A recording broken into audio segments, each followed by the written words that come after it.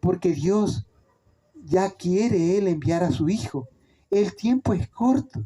Nosotros como adventistas del séptimo día tenemos un conocimiento de la verdad, pero esa verdad debemos de compartirla, debemos de transmitirla a los demás, de que hubo un tiempo en que nuestro Señor vino a nuestra tierra.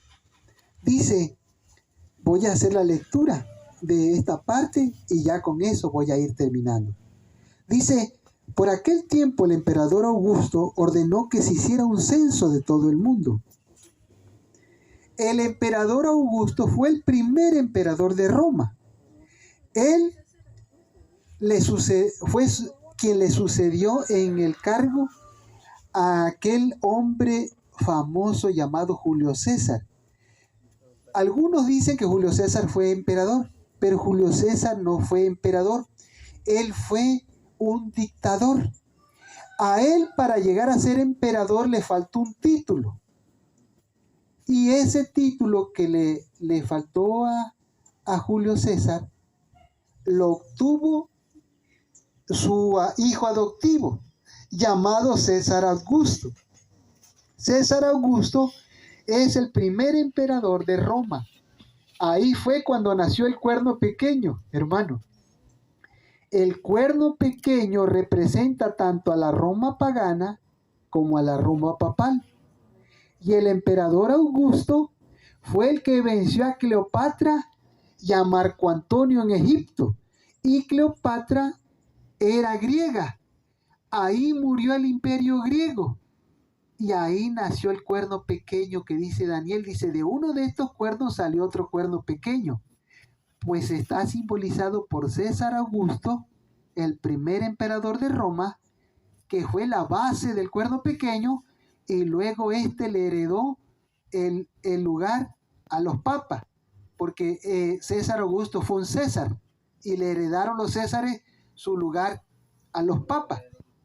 La bestia le dio su trono, el dragón le dio su trono a la bestia. El dragón es la Roma imperial y la bestia es la Roma papal. Entonces César Augusto ordenó un censo, y ese censo él ordenó sin saber. Y ese censo fue el que llevó a la madre de nuestro Señor en la carne hacia Belén. Y ahí dice, por esto José salió del pueblo de Nazaret de la región de Galilea y se fue a Belén en Judea, donde había nacido el rey David, porque José era descendiente de David. Fue allá a inscribirse junto con María, que estaba comprometida para casarse con él y que se encontraba encinta. Y sucedió que mientras estaban en Belén, le llegó a María el tiempo de dar a luz, y allí nació su primer hijo, y lo envolvió en pañales y lo acostó en el establo, porque no había alojamiento para ellos en el mesón. Los judíos esperaban el nacimiento del Mesías lleno de gloria, pero gloria mundana, lleno de riquezas, de oro, de plata y de mucho dinero, porque el dinero ya existía desde la época de Lidia, de Egipto y Babilonia. El dinero fue inventado en un lugar llamado Lidia. La moneda eran de oro, de plata. Entonces, como el Mesías no vino así, pues no lo querían recibir. Ellos esperaban un Mesías, ni siquiera lo esperaban como iba a venir. Le atribuían la gloria de su segunda venida a la primera, porque en esta segunda venida sí viene gloria y majestad. Y ellos esperaban a alguien que les diera el trono de Roma. Ellos esperaban a alguien que venciera a los romanos y que ahora ellos fueran los emperadores del mundo. Los judíos esperaban eso. Jesús no venía como conquistador de Roma. Jesús venía como un libertador del pecado. ¿Sí o no, hermano? Entonces, nuestro Señor no vino a instituir la Navidad.